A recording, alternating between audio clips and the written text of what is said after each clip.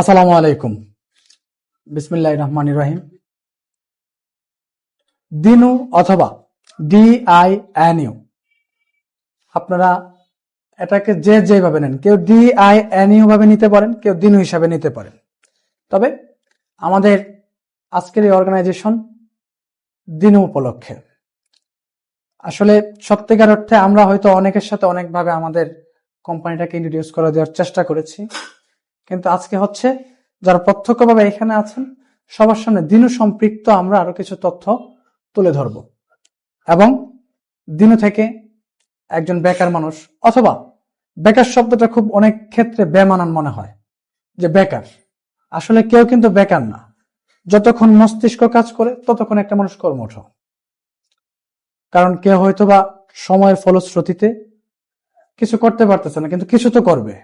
আমার সাথে কাজ করুক বা আপনার সাথে কাজ করুক, যতক্ষণ মস্তিষ্ক মানুষের সুন্দর একটা চিন্তা ধারাবাহিকতায় বজায় থাকে ততক্ষণ একটা মানুষ বেকার না।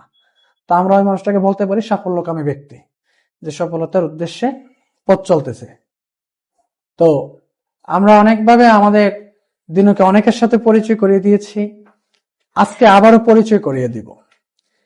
দিনু অর্থাৎ DINU, দিনু নামটা আমরা কি কারণে নামকরণ করেছি? আরো তো অনেক ব্র্যান্ড ছিল, আমরা যে কোনো একজনের নামেও নামকরণ করতে পারতাম। দিনু একজনের নাম, কিন্তু এটা আমাদের স্পেলিং তো ওইভাবে দিনু হয়ে গেছে, কিন্তু এখানে দিনু নামটা আমরা ওইভাবে স্পেলিং করেছি। যদি কখনো আমাদের দিনুর বিজনেস ডেভেলপ হয়, যদি কখনো দিনুতে কাজ করে কেউ সফল হয়, যেমন অনেকে থাকে না যে বেকার, বাবার অনেক অপছন্দ যে বেকার ছেলে, সে কিছুই করে না।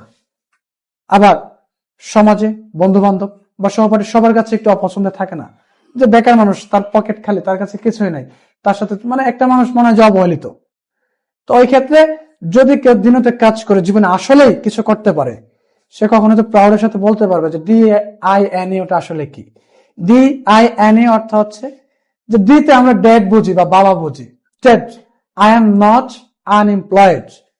যে একজন মানুষ যদি দিন থেকে কাজ করে আসলে উপার্জনের রাস্তা গড়ে তুলতে পারে, বা আসলে যদি একজন ব্যক্তি দিন থেকে কাজ করে তার জীবিকার তাগিদ মেটাতে পারে, তো সে অবশ্যই তার বাবাকে বলতে পারবে যে dad, I am not unemployed, বাবা আমি বেকার না।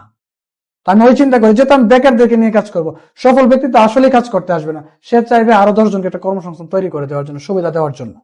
এখন কয়জন কাকে সুবিধা দিচ্ছে না দিচ্ছে এটা আমাদের দেখার বিষয় না, কিন্তু যারা সফল তারা আসলে আরো লোকজনকে নিয়ে কাজ করবে। কর্মসংস্থান থেকে তার একজন সফল ব্যক্তি আমার কর্মসংস্থানে আসবে না। তো এখন প্রথমত যে একজন ব্যক্তি যদি